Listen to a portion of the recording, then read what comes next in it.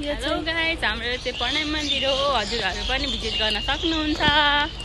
एकदमै राम्रो छ।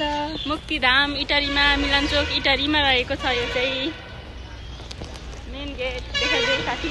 मेन गेट यो चाहिँ हामी दुईजना हामी मेला भरेर आएको। यो चाहिँ मलाई पुऱ्याउन जाँदै बससम्म बस्छ अनि उसलाई म बस चढाइदिन्छु। उसलाई बस भनेको नि मानेन ऊ बिजी मान्छे।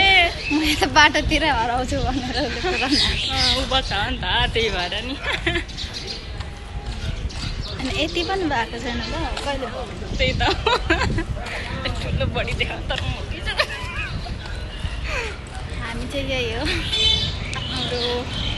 हाम्रो चाहिँ गन्तव्य आउन आँटेको छ। हाम्रो उहीँ हो गाडी चढ्ने ठाउँ। पुग्न लाग्यो। म गाडी चढेर जान लाग्यो। अब हामी छुट्टिने बेला भयो। फेरि भेट हुन्छ 1 महिनापछि।